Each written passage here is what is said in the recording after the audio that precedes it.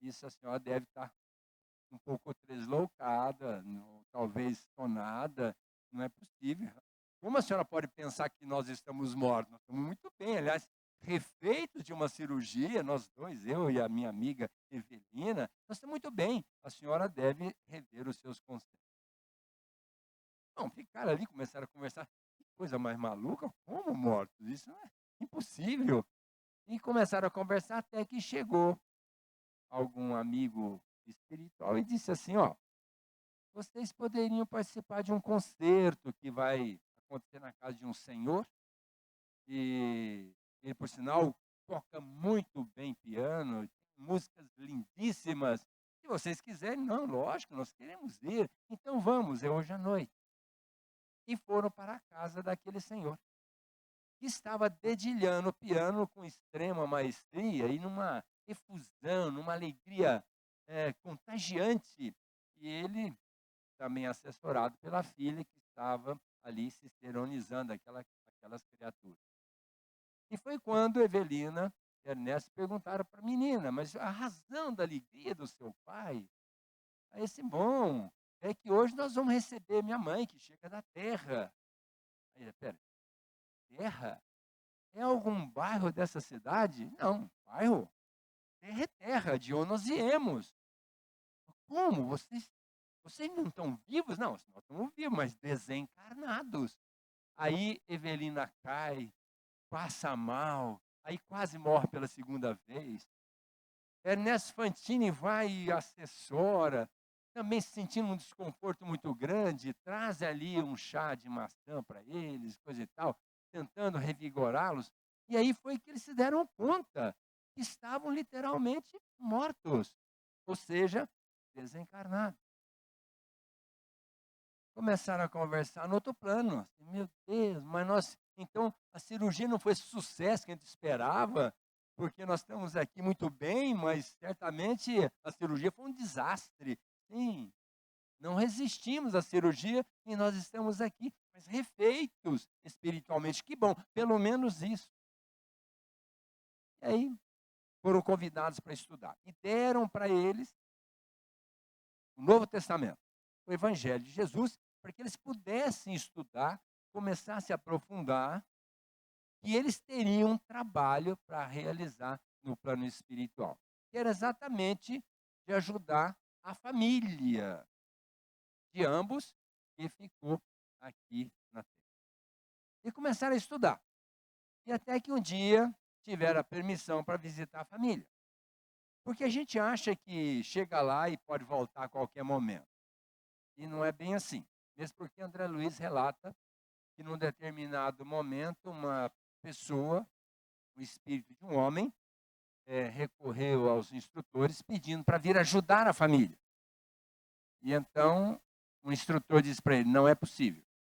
Não, mas eu estou aqui já há algum tempo, estou muito bem, já entendo bem do processo, eu gostaria de ajudar minha família, está precisando muito de mim. Olha, nós cometemos o deslize, em vigília, de permitir que um outro homem, na mesma condição sua, fosse à terra ajudar a família. E achávamos até que eles estavam muito bem, mas chegou lá, se envolveu tanto com a problemática da família, que se ligou a ela como se fosse um visgo que prende o pássaro no alçapão. E foi muito difícil para nós resgatá-lo, trazê-lo de volta. Então, nós ainda não temos a permissão para liberá-lo, de tal forma que alguém responsável pela família irá custodiá-la, mas a você não é permitido. Lembrando também que uma mulher queria mandar uma carta psicografada para ajudar a filha. Estava muito desajustada psicologicamente. E ela queria, pelo menos, tranquilizá-la, falar que estava bem, estava ajudando. E o mentor disse, não é possível. Mas como não? Vocês não mandam carta lá para baixo, não escreve coisa e tal, não escrevem livros? Por que eu não posso mandar uma carta para minha filha? Aí o benfeitor disse para ela, olha, nesse exato momento, se a sua filha receber uma carta sua, ela não vai fazer mais nada sem que você mande uma carta para ela, explicitando como ela deve se conduzir. Então, não é possível também.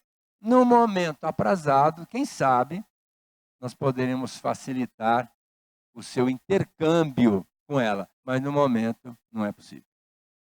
E a gente entende, mediante as orientações dos benfeitores, que do momento que o espírito vai, logicamente ele fica vinculado à família, mas nem sempre é possível voltar para estar nos auxiliando de imediato, como também, muitas das vezes, nós aqui com a nossa vibração negativa, atrapalhamos muito a criatura do lado de lá. Então, como um amigo me disse aqui na minha entrada, consultando uma senhora dessa casa, perguntando a respeito do filho desencarnado, como é que vai? Vai bem. E nós temos que fazer a coisa ficar melhor mentalmente. Porque se nós entrarmos naquela falência psicológica pelo desencarne de um parente, o que vai mudar na nossa vida? Para pior, logicamente, mas para melhor nada. E nós, como espíritas, nós devemos já começar a entender que a morte não existe, que a criatura vai nesse translado e vai dar continuidade à sua vida, o que está muito certo, com o aval do Criador, já que o acaso não existe. Mas, passado um tempo, Evelina e o Ernesto tiveram a oportunidade de voltar à Terra. Pegaram um ônibus espacial. Não sei se é um ônibus espacial, ou um carro espacial, ou um outro veículo, mas de qualquer forma vieram para a Terra. Porque os espíritos, numa condição mediana, não têm condição de volitar. Porque para estar fazendo esse translado numa volitação, tem que ter um pensamento muito equilibrado. E isso nem sempre é possível. Então, para não haver um desgaste energético e às vezes até situações adversas, vêm esses espíritos em ônibus ou um veículo espacial. E chegaram aqui. A nossa Evelina residia até então, antes do seu desencarne, na cidade de São Paulo, no bairro Morumbi. Abrindo parênteses, o nosso Deco de Mirassol, o Adelino, em São Paulo com o Chico Xavier, o Chico lhe disse: está vendo essa mansão, Deco? Sim, essa é a mansão da Evelina, quando ela estava aqui na Terra. Então, o Adelino conhece a mansão mostrada pelo nosso querido Chico Xavier. E ali descem a porta da mansão. E Ernesto, numa descrição, que lhe era peculiar, disse para ela: adentre a sua casa, eu vou esperar aqui fora. E ela entrou, encontrou o seu marido, entre aspas, ex-marido, na casa com uma jovem. Uma jovem com a qual ele já tinha uma ligação antes do desencarne dela. Na conversa, ela pôde perceber isso. E não estava casado com ela, mas morando no mesmo lar. Isso lhe causou um certo aborrecimento, uma decepção ligeira. E aí, então, ela começou a certificar de quem seria aquela jovem. Quem seria aquela jovem que estava ali com o marido. E ela sai muito mais decepcionada ainda à porta da casa, abordada pelo Ernesto. E aí, tudo bem? Nada bem. Primeiro, que meu marido declinou o fato para o Ernesto. E o que é pior, ele já relacionava, antes do meu desencarne, com uma jovem. E a jovem é a sua filha, a Vera Celina. Eu disse, mas como? A minha filha? Sim, a sua filha, a Vera Celina. Mas não é possível que minha filha tenha feito isso. Bom, eu também pensava que meu marido não tivesse essa atitude infeliz, mas é o que está acontecendo. Mas vamos para sua casa, porque aqui não tem muita coisa para a gente rememorar, com a grata satisfação de estar nesse reencontro com o antigo lar, minha casa, meu reduto doméstico. E foram para a casa do Ernesto, que morava no Guarujá. E então, chegando lá, encontrou a sua esposa, a Elisa, que estava muito doente mentalmente. E, inclusive, sendo abordada por um espírito desencarnado, logicamente, que estava envolvendo-a. E quando o Ernesto chega, se dá conta que era exatamente o namorado de antes que lhe tirara a vida. E que estava agora com a sua esposa, obsediando-a, envolvendo-a naquele clima mental, espiritual, a ponto de ela estar muito desajustada. E para surpresa dele, ele pensou, meu Deus, eu achei que tinha eliminado o meu concorrente e mais ainda o aproximei, porque agora ele fica direto com ela. E saiu à porta, abordado por Evelina. E aí, tudo certo, Ernesto? Não, pelo contrário. A minha mulher está muito mal e eu me dei conta que essa criatura que está lá com ela é exatamente o seu pai, que eu tirei a vida há tempos idos para eliminá-lo. E ele está hoje com a minha mulher. Eu disse, mas meu pai, Desidério? Meu pai, sim, o seu pai. Só que eu também não sabia o que estava acontecendo e ao abordá-lo, então, ele me disse, e agora nós estamos conscientes que temos mais coisas em comum. Então, vamos embora, porque aqui as coisas não vão bem. Mas vamos aproveitar, já que estão aqui, vamos na sua casa visitar os seus pais. E foram para a casa dos pais, que era um casal já de uma idade avançada, mas que ela rememorava como ainda os pais do coração e que foram muito maravilhosos, foram pais assim dedicadíssimos, e ela tinha aquela alegria de estar com a mãe Brígida e com o padrasto Amâncio. E quando chegaram lá, Ernesto foi convidado para entrar com ela e se deu conta que o Amâncio era o seu amigo de caçada que ajudou a matar o pai dela, da Evelina, para ficar com a sua mãe. Mas ainda houve um entrelaçamento daquelas criaturas, e agora com um sentimento de culpa mais agravado, que ele, Ernesto e mais o Amâncio, tramaram para eliminar o Desidério, pai da Evelina. Porque o Amâncio também tinha interesse na mãe dela. Já tinha uma ligação e queria eliminar o rival para ficar com a sua mãe. E então a situação ficou mais agravada ainda. E deram pressa em voltar para o plano espiritual, porque aqui só tinha desdita e não tinham mais, vamos dizer assim, motivação para ficar aqui. Vamos embora.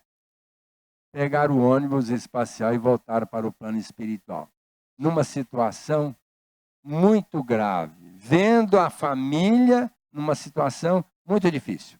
Mas, antes de sair, ela ainda pensou, e o Túlio? Túlio Mancini, que era meu noivo, vamos verificar se nós temos como reencontrá-lo. E nessa afinidade de pensamento, encontraram o Túlio, que era um jovem que estava ainda apaixonado por ela, Evelina, apesar de ter sido morto. E ao encontrar, ele disse, meu Deus, que bom, agora nós podemos casar. Eu encontrei você e você não vai escapar de mim, agora nós vamos casar. E depois ela foi se dar conta que o seu marido, o Caio Serpa, que estava sendo, de uma certa forma, colocado numa situação difícil, porque o noivo ainda continuava abordando Evelina antes do seu casamento com ela, e percebendo que poderia perdê-la para o seu rival, resolveu eliminá-lo, tirando a sua vida. Então, na verdade, o Túlio não se matou. O Caio Serpa, marido da Evelina, é que tirou a vida do Túlio Mancini, o seu ex-noivo, concorrente de Caio Serpa. E ela aí ficou mais decepcionada ainda, sabendo que o marido tinha tirado a vida do noivo, enquanto que ela pensava que era um processo depressivo e um suicídio. Mais pressa teve de voltarem para o plano espiritual. E chegando lá, foram abordados pelo instrutor que perguntaram, os instrutores perguntaram a eles o que é que eles tinham encontrado. Eles relataram tudo, numa decepção profunda em relação às suas respectivas famílias. E então foram noticiados. Pois então, agora vocês, nesses longos anos que virão pela frente, terão a incumbência de organizar a vida dos seus familiares. E durante 30 anos, eles passaram no mundo espiritual, trabalhando para organizar a vida daquelas criaturas que aqui ficaram. O Caio Serpa, marido da Evelina, depois do seu desencarne, se ligou a Vera Celina, a filha do Ernesto. Mas a mãe dela, da futura esposa, agora namorada, a Elisa, estava muito desajustada psicologicamente.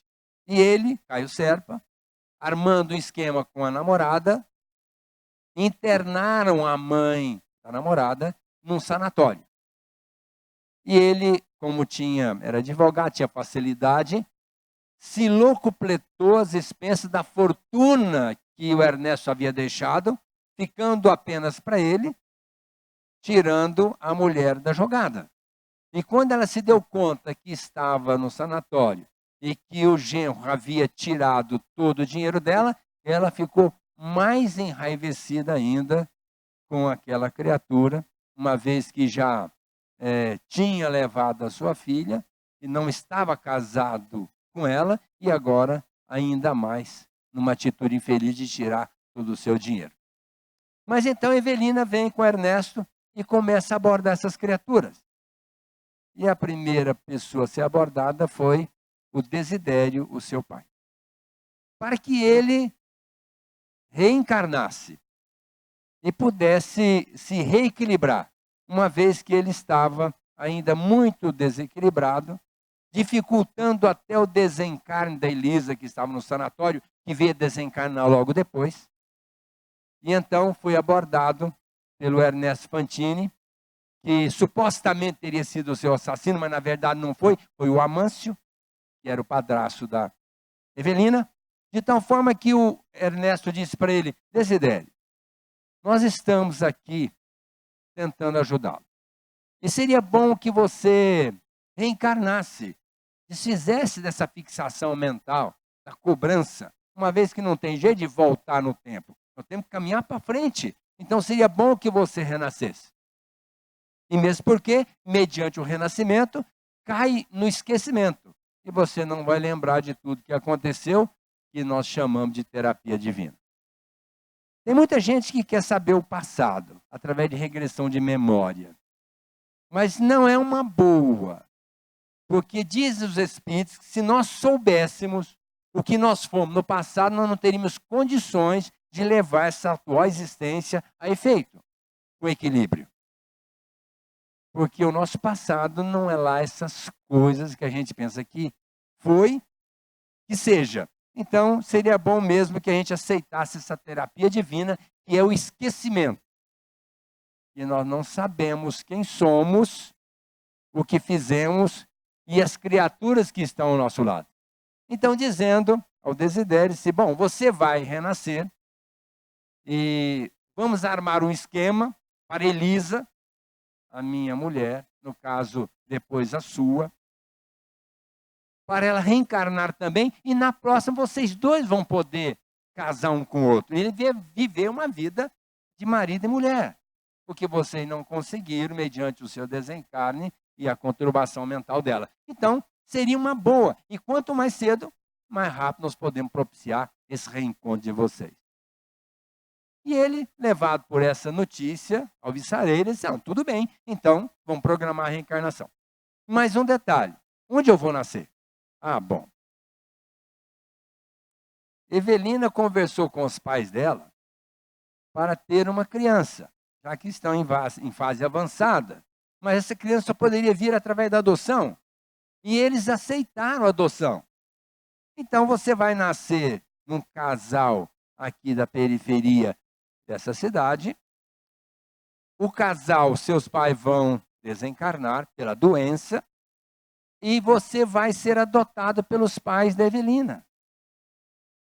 Inclusive, é um dos precursores, um que me ajudou, é uma criatura que me ajudou a tirar a sua vida, que vai ser seu pai. Mas como? Eu, pai, daquele crápula que me tirou a vida? Jamais. Aí você está me pedindo demais. Não. Você, ao nascer, não vai saber que ele tirou a sua vida, mas vai ser seu pai, e você vai ajustar com ele, para numa outra existência voltarem como amigos, ou numa situação melhor, porque agora existe uma animosidade entre você e ele, isso vai dificultar você a vida inteira. Então seria bom que você nascesse filho dele, e ele, na adoção, desse para você uma condição paterna, já que ele aceitou e vai tratá-lo muito bem, para facilitar esse reencontro de vocês. E é um trabalho que foi acontecendo mediante esses longos anos de conciliação, de aconselhamento, de orientação, e ele aceitou. Então, o Desidério nasce na periferia, os pais desencarnam e por vias indiretas veio estar na casa da Evelina, dos seus pais, da Brígida e do Amâncio, na condição de um filho adotivo. Aí, vamos agora, Elisa já desencarnada, a mulher de Ernesto, já desencarnada, foi abordada por eles e aconselharam que ela também renascesse o mais rápido possível, uma vez que ela estava muito conturbada mentalmente, e o renascimento traria um esquecimento, tirando essa mágoa do genro, e também buscando o reequilíbrio através de um novo corpo, de um novo cérebro que iria servir-lhe na próxima existência, e que ela teria também condição de reencontrar o Desidério, se casarem de verdade, serem marido e mulher. Como ela amava aquele homem, não, tudo bem, sendo assim, até que eu aceito. Mas aonde eu vou nascer? Bom, você vai nascer filha do Caio Serpa, o seu genro. Mas ele, que me tirou a fortuna, me colocou no sanatório, mas ele pediu demais. Não, você não vai se lembrar disso. E é demais, ele vai desencarnar logo em seguida e toda a fortuna volta para você. E você vai poder restituir sua fortuna, vai crescer, vai encontrar o Desidério, vai se namorar, noivar, vai casar com ele, vai ser ótimo para você. Bom, pensando assim, então tudo bem. E lá vai a nossa Evelina nascer filha do Caio Serpa com a sua própria filha, que estava agora casada com Caio Serpa. E o Túlio? O Túlio foi mais difícil, porque ele estava muito desequilibrado e a Evelina teve que usar todo o seu magnetismo, todo o seu charme para fazer com que ele aceitasse a proposta de voltar. Porque ele, na sua mente, era casar-se com ela, dar continuidade ao seu louco amor por ela, não perdê-la mais da sua vista, e de tal forma que relutava em aceitar. Mas depois de muito diálogo e conversa, ele aceitou a reencarnação. Mas onde eu vou nascer? Bom, Túlio, você vai nascer filho do Caio Serpa, meu marido. Mas ele que tirou minha vida? Sim. É uma maneira de você resgatar o seu equilíbrio, e você está muito desequilibrado exatamente por essa fixação mental, e ademais ele vai ser seu pai. Vai desencarnar logo em seguida, vai lhe dar uma boa fortuna, e você vai poder levar sua vida numa boa. Quem sabe lá na frente eu reencarno também e podemos dar continuidade à nossa vida. Mas aceite que vai ser muito bom para você.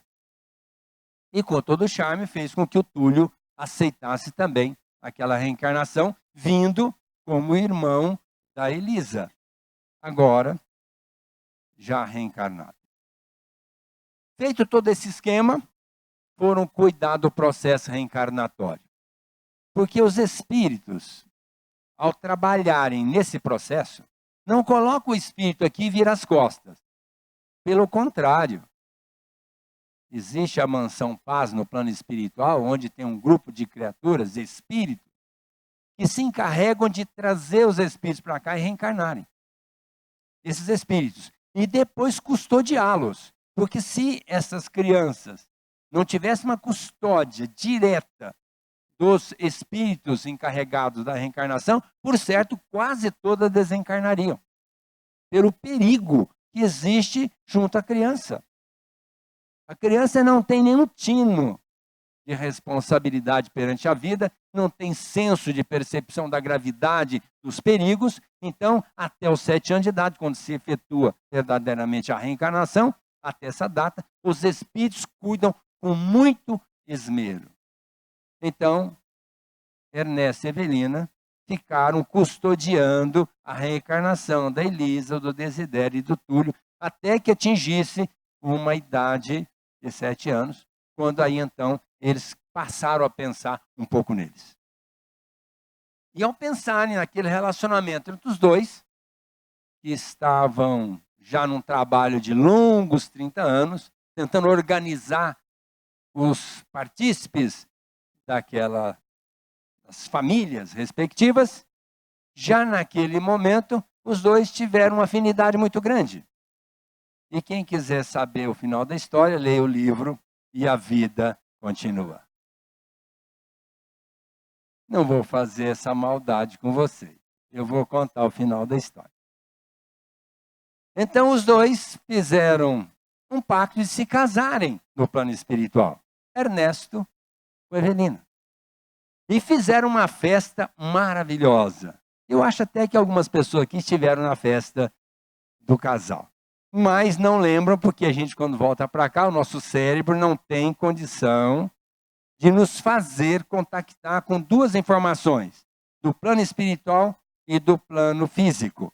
Trazemos apenas como forma de reminiscência, de intuição de algo que aconteceu lá, mas não trazemos a informação na veracidade, na essência do acontecimento. Então, fizeram uma festa, se casaram, com a proposta, depois, mais tarde, reencarnarem e aqui na Terra se reencontrarem e darem continuidade a essa vida conjugal para bem desenvolver suas aptidões espirituais.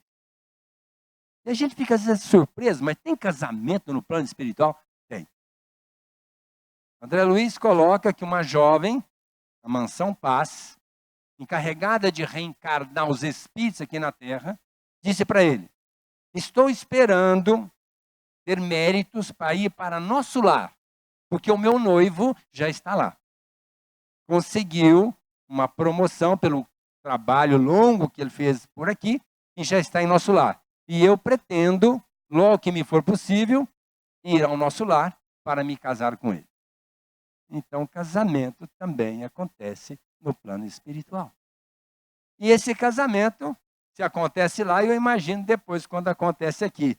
Aquelas duas criaturas bem afinizadas, de propósito, e que vêm e que às vezes causam inveja, não é? Nossa, mas como eles se dão bem. Casal 20. Mas já começaram pelo trabalho no plano espiritual. Porque a vida continua aqui e no plano espiritual. Como também continua aqui através da reencarnação. Mas a vida continua. E quem são as criaturas que estão dentro dos nossos respectivos lares? Aquelas que estão convivendo conosco hoje, quem são elas? Às vezes aquele molequinho difícil, porque eu fico pensando, o Túlio, filho do Caio, será que seria um filho maravilhoso ou seria aquele moleque que ia ser difícil para entrar na linha por orientação paterna? Seria um filho bom ou seria um filho bem complicadinho? Lógico que não seria um filho muito bom, porque traz no imo da alma uma reminiscência de que aquele pai não é legal. Agora, aquele pai assumindo a paternidade, ele não tem que questionar. Porque às vezes, meu Deus, mas que traste que o senhor mandou para mim, não teria um filho melhor? Exatamente aquele filho que ele precisaria ter para se afinizar na lei do amor. Jesus não colocou? Reconciliai com o vosso adversário, enquanto estáis a caminho com ele. De outra forma, sereis entregue ao juiz oficial de justiça e pagareis até o último ceitil. Isso significa, se nós não afinizarmos com os nossos desafetos hoje, certamente vamos nos afinizar na próxima. E tem muita gente que fala assim, quero viver com essa criatura todo o tempo possível nessa encarnação, porque na outra eu não quero nem ver na minha frente. E a gente sabe que é aí que vai morar o perigo, que vai viver algumas encarnações com essa pessoa.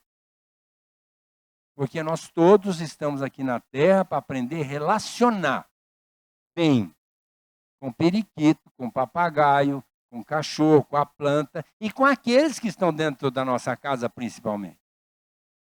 Só que quando chega aquela diversidade, a gente diz assim, eu tenho direito de ser feliz. Aliás, tem mesmo. Mas o Emmanuel fala que a felicidade está no dever cumprido. Então, se assumir o dever de pai, seja um bom pai. Se assumir o dever de mãe, seja uma boa mãe.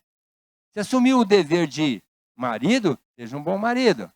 Se assumir o dever de esposa, assuma o dever de esposa. Porque não vai interromper nada com a morte.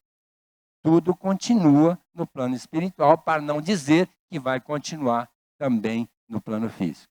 Então a proposta é de nós vivermos muito bem com essas pessoas que estão ao nosso lado.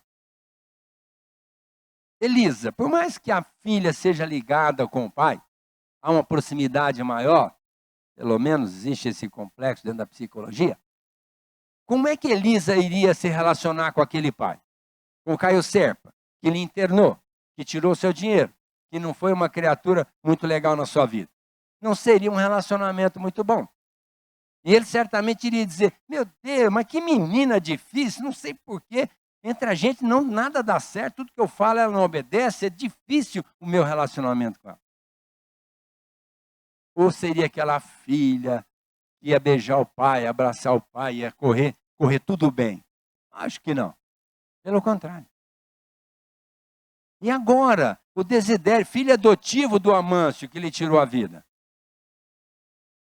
Tem muita gente que diz assim, o filho adotivo dá problemas. Não, não é bem assim. Nem sempre. Outro dia uma senhora foi no meu consultório e falou assim, doutor, a minha filha, pensa numa criatura maravilhosa. É filha do coração, ou seja, filha adotiva.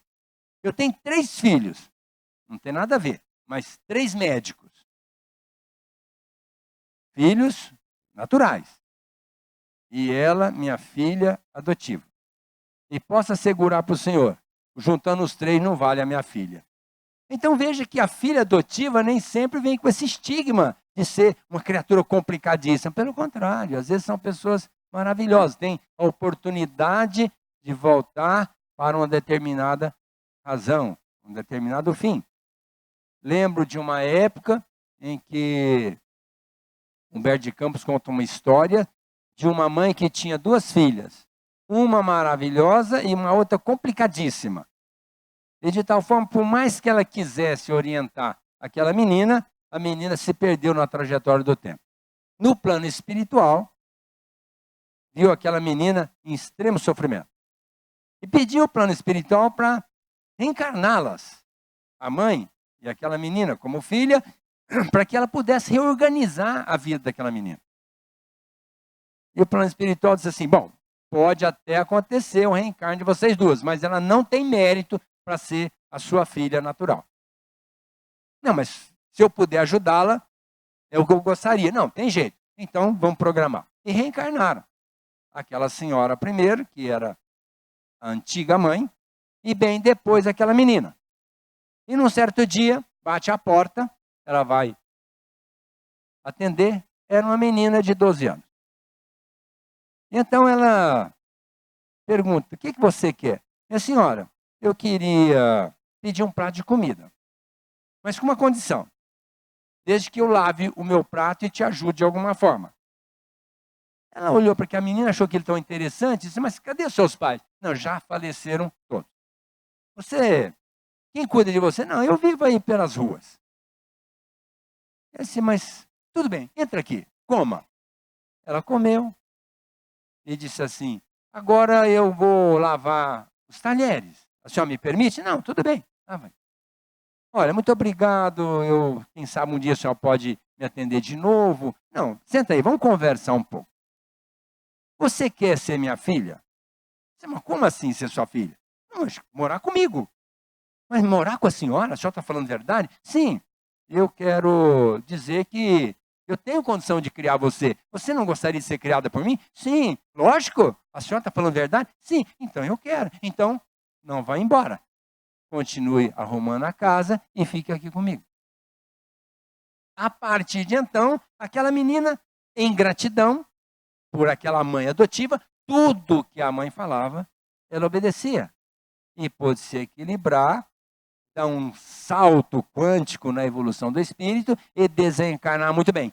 Quando chega no plano espiritual, lá vai aquela senhora saber que aquela filha adotiva era sua própria filha, que numa existência anterior não havia lhe escutado e se perdido na trajetória do tempo. Mas que agora, pela misericórdia de Deus, pela reencarnação, ela voltou dando-lhe uma nova oportunidade para que ela colocasse a vida da filha no caminho e a filha fosse beneficiada pelo envolvimento da antiga mãe, que continuava sendo agora mãe, de uma forma adotiva.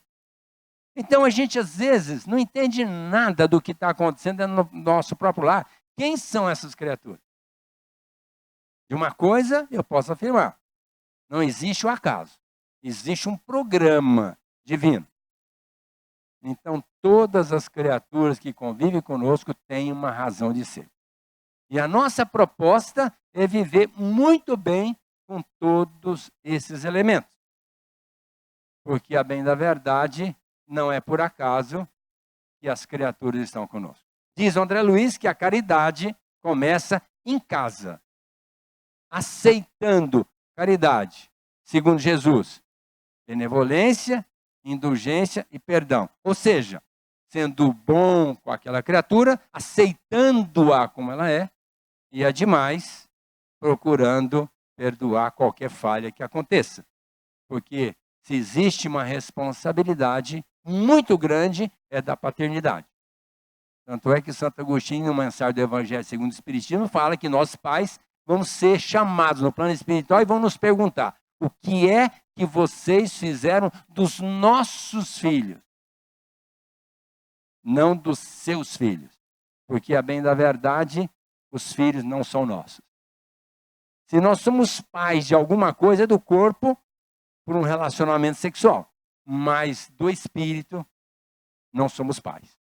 Somos irmãos em caminhada, renascemos primeiro para darmos oportunidade para aquela criatura que chegou depois se equilibrar e dar um bom espetáculo no trampolim da vida. E se existe sofrimento, qual seja, tem uma razão de ser. Diz o nosso querido Francisco de Assis, mantenhamos a alegria de viver, mesmo nas intempéries, porque nós vivemos pela misericórdia divina. Tudo que nós temos hoje, não temos mérito. Essencial. Na íntegra, na grande maioria das nossas situações, existe uma misericórdia de Deus. Porque Jesus disse, em se tratando do sofrimento, se assemelha a um homem que chegou para o seu devedor e disse assim: se você acertar comigo hoje, a sua dívida fica acertada por uma centésima parte, ou seja, por 1%. Então, se nós formos entender, nós estamos reencarnados, e o nosso sofrimento é 1%, se Deus fosse cobrar de nós 100% daquilo que nós fizemos no passado. Então, que direito nós temos de reclamar? Nenhum. Pelo contrário, agradecer a vida que nós temos. E nos justificarmos, fazer alguma coisa para, de uma certa forma, retratar a nossa gratidão ao Criador. Ou seja, fazer alguma coisa pelo nosso próximo, que é aquele que está junto de nós, em qualquer lugar que estejamos. Porque o próximo não é aquele que vem dentro do lar. É aquele que está ao nosso lado em qualquer lugar que nós estejamos. E nós temos como simples dever, como diz André Luiz, simples dever, ajudar essas criaturas. Uma vez que se nós somos agraciados por tantas bênçãos divinas, por que não também ajudar os filhos do Criador, nossos irmãos que precisam de nós? E para finalizar, em se tratando das dificuldades e sofrimentos, vamos ouvir a nossa Maria Dolores, através das mãos abençoadas do nosso Chico, que trouxe tantas informações para nós, como esta, que a vida continua, para nós valorizarmos essa vida que nós temos, sabendo que a vida continua do lado de lá, e não adianta imaginar que a morte encerra a vida, porque a vida é única, é do Espírito, e nós somos artífices, arquitetos do nosso próprio destino, então nós temos que viver muito bem hoje, para que nós possamos viver muito bem amanhã. E a Maria Dolores nos fala assim: escuta, alma querida, se a provação te alcança e te amarfanha a vida, não percas a esperança, nem te des por vencida. Deus modifica o sofrimento aceito em trabalho, grandeza e proveito. Em tudo aquilo que admiras, no chão que gera erva, ao céu que infunde a paz, em qualquer tempo, em tudo encontrarás semelhante lição na estrada que respiras. No solo arroteado a golpes de tratores, o chão se converte num tocado de flores. Da rocha perfurada, a fonte se descerra, trazendo a riqueza, inebriando toda a terra. A semente, deitada na cova estranha e escura, renasce do abandono em beleza e verdura. A árvore que na poda é humilhada e desfeita, traz a abastança na hora da colheita. O minério, exposto a um calor gigante, em profundo embaraço, está sempre presente na mais bela estrutura de aço. A madeira que o serrote alinha, morde e apara, está na construção como uma peça nobre e cara. A pérola de grande valor e brilho evanescente é a riqueza que surge de uma ostra doente. O pão, esse divino legado, vem à nossa mesa através do trigo amassado. A água submete aos caprichos da usina, gera calor, energia, ilumina. É assim, pois, alma querida e boa, na senda da evolução para crentes e ateus, a dor que Deus nos fere e avalia é um tesouro dos céus e um presente de Deus. Muita paz.